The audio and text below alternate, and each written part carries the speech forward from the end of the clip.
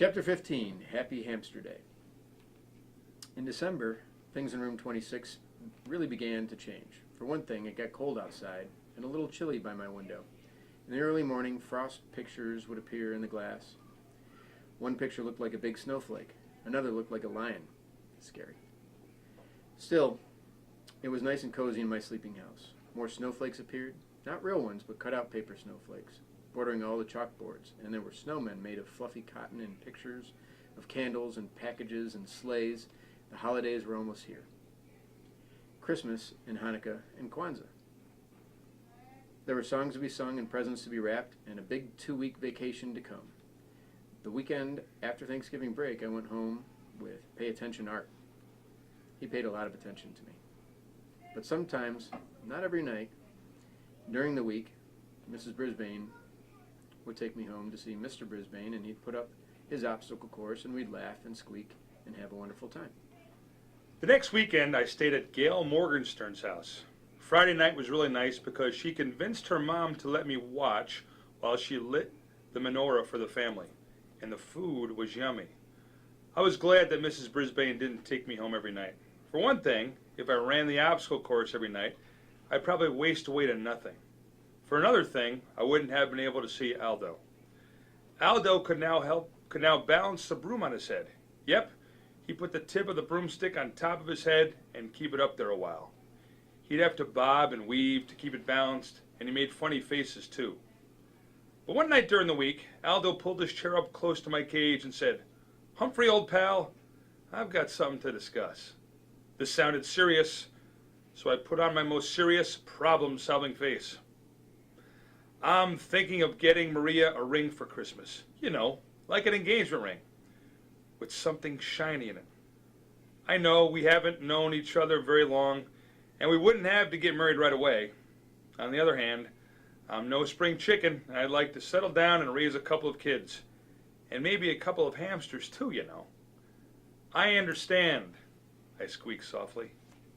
"So what do you think?" Aldo fixed his brown eyes on me. "Should I ask her to marry me?" I stood up on my hind legs and screeched, "Do it! Do it! Do it!" Then he stood up and shouted, "You're right!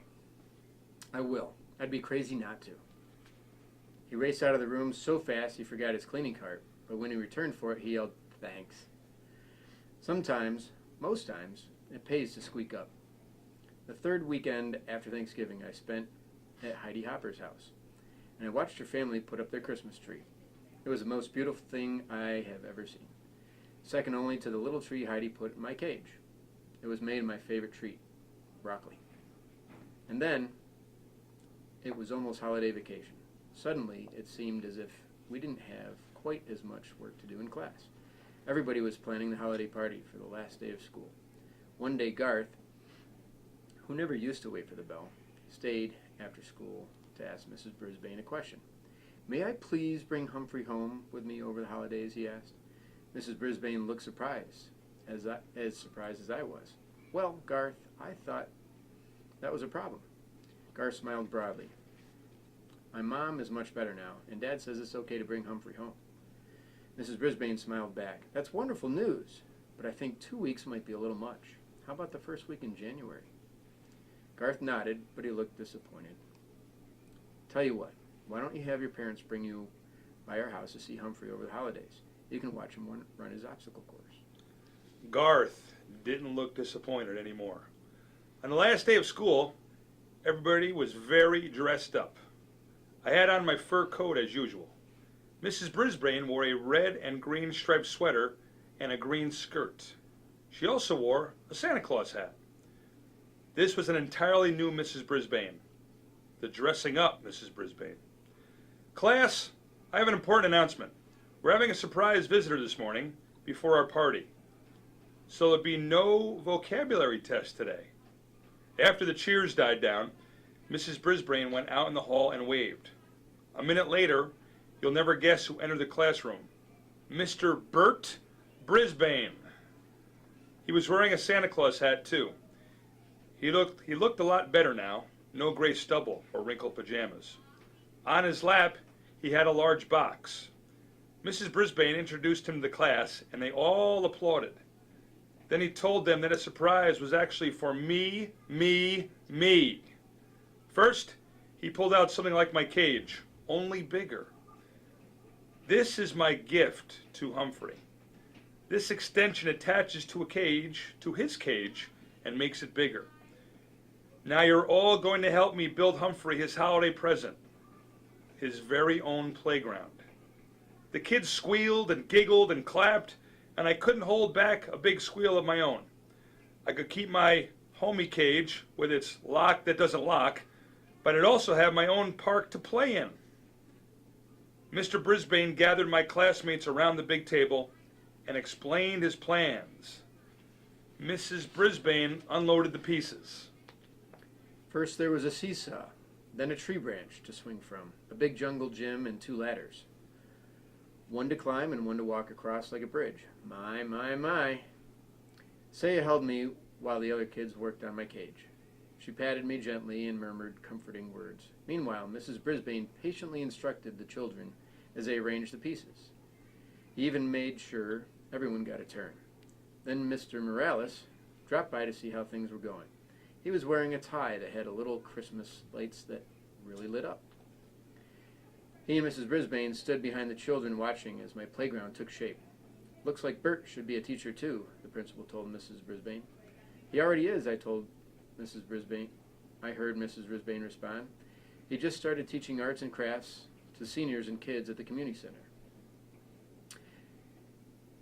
So he's made a new start, said the principal. Thanks to Humphrey. I believe those words were the best present I could ever have. Guess what I got my kids for Christmas? The principal asked. A hamster. Maybe a present for me as well. I think my papa will enjoy it too.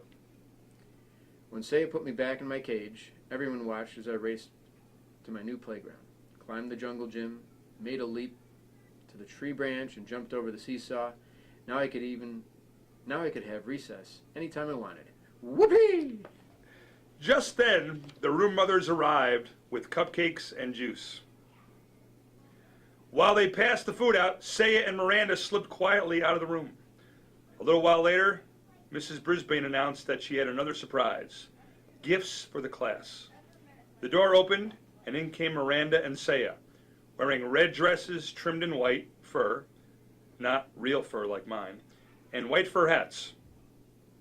They each had a basket filled with small presents, and they danced around the room singing a song about the wonders of winter while they passed the gifts out.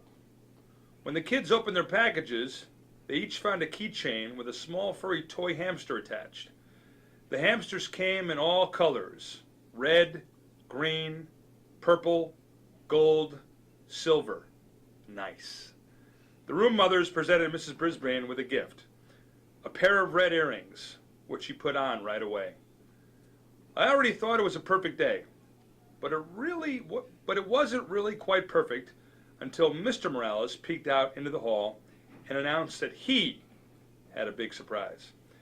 I wasn't sure we would stand many more surprises. And then she walked in, the biggest surprise I could imagine. Miss Mac was back. She was wearing a long flowered skirt and a bright red blouse, and she had a butterfly in her hair. Not a real one, of course. She also had a huge canvas bag with her. "Remember me?" she asked with a huge smile. My classmates were thrilled, and they all rushed to her side. I was so surprised. I was positively squeakless.